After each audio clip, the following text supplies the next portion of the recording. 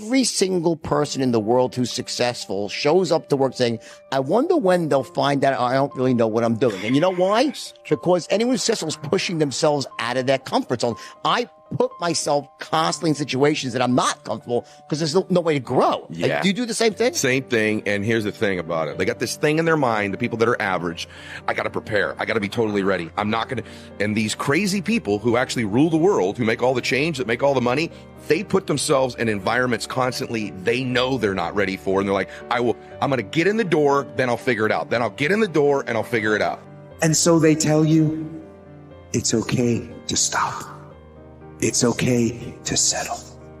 It's okay to give up. And that is the instinct you need to fight, to push back, to smash into the ground. I want you to stop crying. I want you to stop begging. I want you to stop complaining. And I want you to look at the man in the mirror and I want you to say, if ain't nobody else giving more, you give more. Because it doesn't matter what your social status is, it doesn't matter how people perceive you. When it comes down to how long can you stay in that pool, when it comes down to how far can you run, when it comes down to how much can you push yourself past the part where you want to quit, how far can you keep going, there's a purity in that it dissolves social order, all that bullshit. All the what people think about you goes out the window. It's who are you right now? That's right. Who are you right now? No one's coming to push you. No one's coming to tell you to turn the TV off. No one's coming to tell you to get out the door and exercise. The bottom line is, no one's coming. When you become 18, when you move out of the house, when you're an adult, you have to parent yourself. Unless you understand that you've got to parent yourself, you got to push yourself, you're not going to make your dreams come true. What's stopping you? Are you too tired? Didn't get enough sleep? Don't have enough energy? Don't have enough time? Is that what's stopping you right now? Don't have enough money? Is that the thing? Or is the thing that's stopping you, you? Nobody you know has actually created success without working their face off. It doesn't exist. So you can sit and talk about luck, and you can sit and talk about this, that, or the other thing, but I promise you, the only controllable thing you have is your work ethic. Excuses sound best to the person that's making them up. Stop feeling sorry for yourself. Get off the pity potty. Telling everybody your sad and sob stories, trying to get people to show up to your pity potties and your pity parades. If you ever see me in a Rolls Royce, a 6 or 7 star hotel, living my life to the fullest, don't get jealous of me, because I worked my ass off to get it. Nobody handed me nothing. You should push yourself beyond your limits of tolerance in your 20s to find out where it is. How much can you work? How disciplined can you become? Like, can you work 12 hours a day? Can you work 8 hours a day? Can you work 3 hours a day? Like, flat out. Where's your limit? How much work can you do and how much socialization? You should find out. Push yourself past and then back off to that point where it's optimally sustainable. It's good to think about that as a goal. It's like you're trying to discover what your limitations are when you're in your 20s so that you can hit that edge, so that you can sustain yourself across the decades. Too much fun takes you out. You don't want to be the oldest guy at the disco.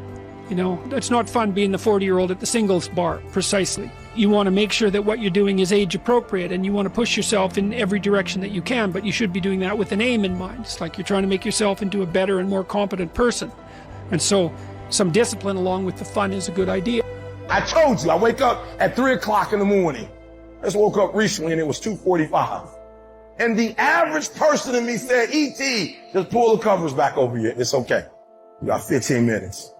But the phenomenal in me said, E.T., if you go back to sleep for those 15 minutes, there's no guarantee you're going to get up at 3 o'clock.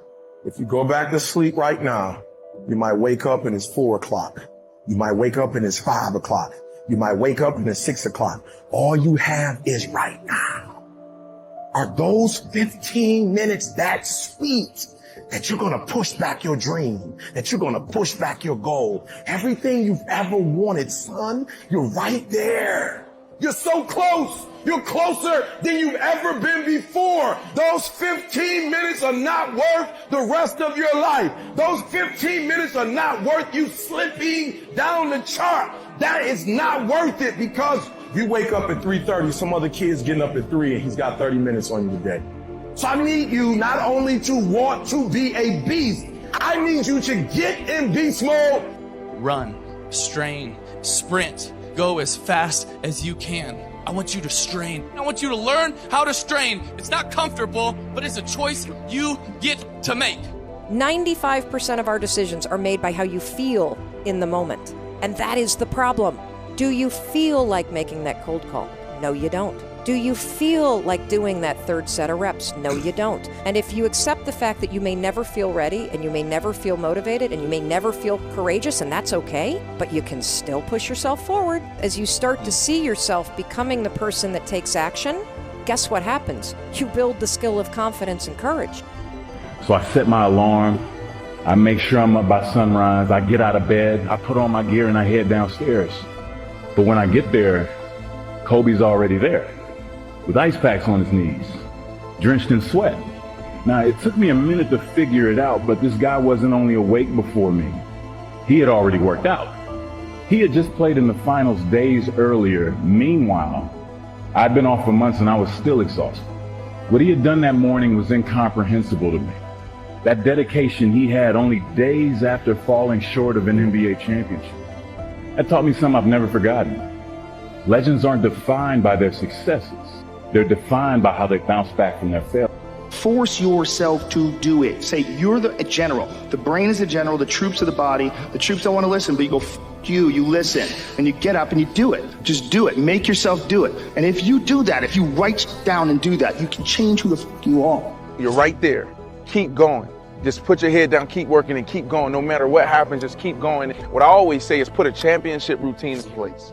You know, whatever that routine is, you wake up every single day, and that's what holds you accountable. No matter if you win or you lose, no matter how you feel, you know that eventually it's going to pay off for you. You have to work harder than you think you possibly can. It's hard, but you can't hold grudges. And it doesn't matter how you get knocked down in life, because that's going to happen. All that matters is that you got to get up.